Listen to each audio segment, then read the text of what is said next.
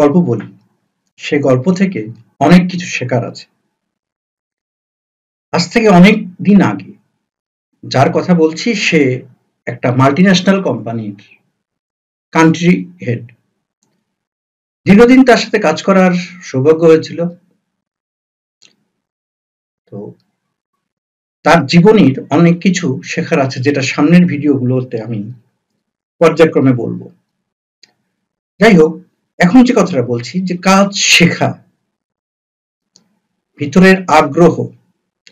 উনি ওনার জীবনের শুরুতে উনি কেমিক্যাল ইঞ্জিনিয়ার।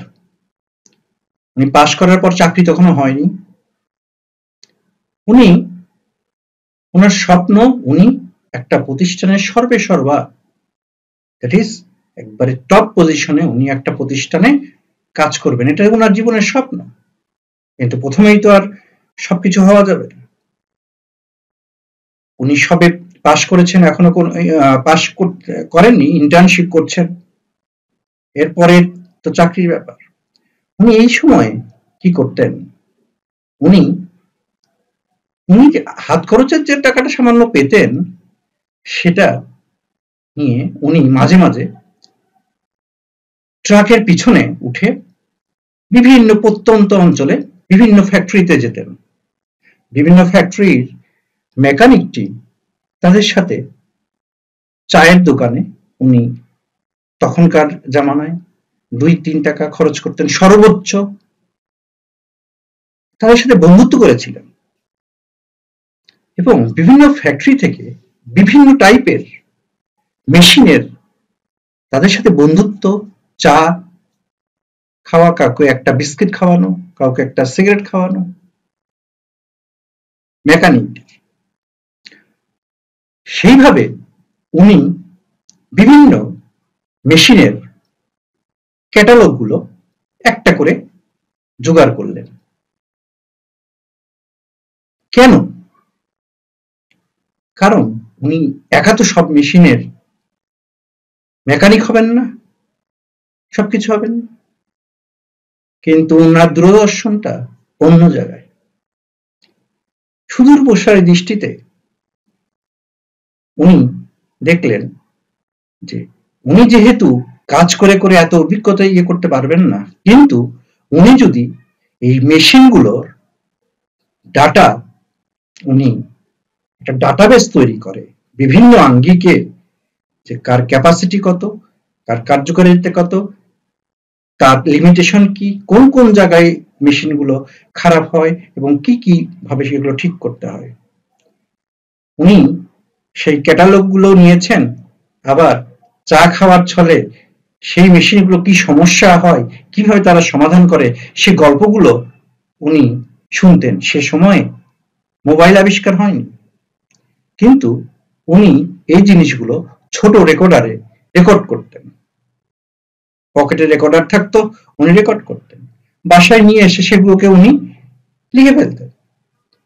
এভাবে, শুধুমাত্র আমি মেকানিক গোষ্ঠীর কথা বলছি, এভাবে উনি কেমিক্যাল ইঞ্জিনিয়ার, কিন্তু উনি প্রথমে কোনো এক জায়গায় কোনো একটা সূত্রতে মেকানিকের সাথে পরিচয়, সেই জায়গা থেকে উদ্বুদ্ধ হয়ে মেকানিকের এই পোর্শনটা, কারণ একটা ফ্যাক্টরি চালাতে গেলে মেকানিক ডিপার্টমেন্টের একটা বিশাল ভূমিকা আছে। সেই টেকনিক্যাল পয়েন্টগুলো যদি তিনি জানেন, তাহলে তার জানাটা অনেক এগিয়ে যাবে।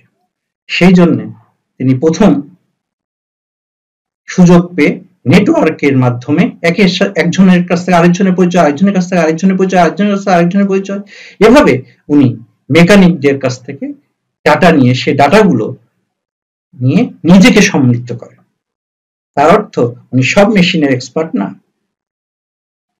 উনি তবে একটি সমগ্র ধারণা লাভ করলেন।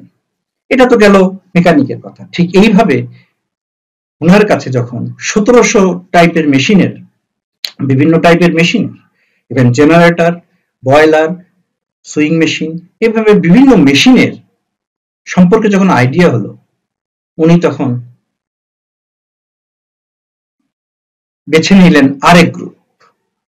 তারা কারা? তারাও ওই টেকনিক্যাল টিম। তাদের কাজ হলো construction, that is civil construction. উনি এরকম দুজন ইঞ্জিনিয়ারকে বেছে নিলেন, তাদের মাধ্যমে অন্যদের সাথে পরবর্তীতে পরিচয় হয়, এভাবেই তিনি শেখেন। কিছু না, শুধুমাত্র কোনো কোম্পানির ভিতরে যখন কাজ হয়, সে কাজটা, বাড়ির কাজ তো উনি দেখেছেন আশেপাশে, কিন্তু কোম্পানির যে বড় ভলিউমের যে কাজ হয়, সে কাজটি দেখার জন্য ইঞ্জিনিয়ারদের সাথে তিনি সাইডে যেয়ে নিজের পয়সায় খেতেন, সবকিছু করতেন। কিন্তু যেদিন ঢালাই হবে, যেদিন স্পেশাল রডের কাজ হবে, সেই জিনিসগুলো দেখতেন।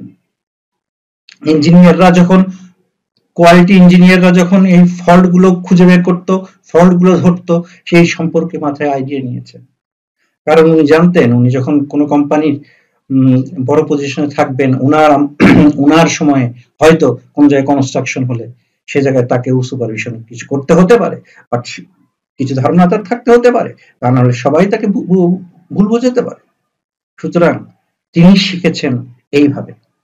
তো আমরা কজন এইভাবে শেখার মতো করে শিখি? ওনার চাকরিও তখন হয়নি, চাকরির বাজারে ঢুকবেন, কিন্তু স্বপ্ন অনেক দূরে, তার ভিত উনি রচনা করে গেলেন। সুতরাং আপনি যদি নতুন হন, আপনার জন্য তো প্রযোজ্য বটেই, কিন্তু আপনি যদি পুরাতন হন, তার অর্থ এই না যে যদি সময়, সুযোগ এবং থেকে থাকে, তাহলে আপনি যে আরেকটি স্কিল শিখবেন না হাতের কাছে পেয়ে, তা কিন্তু না। দিন বদলাচ্ছে, বাজারে প্রতিনিয়ত নতুন মুখ আসবে। যদি নিজেকে নতুন ভাবে সাজাতে না পারেন, নিজের ভিতরে যদি প্রতিনিয়ত পরিবর্তন আনতে না পারেন, তাহলে একসময় দৌড়ে পিছিয়ে পড়বেন। দৌড়ে আগে থাকতে হবে। আমরা দৌড়ে আগে থাকবো। সাথে থাকবেন। ধন্যবাদ।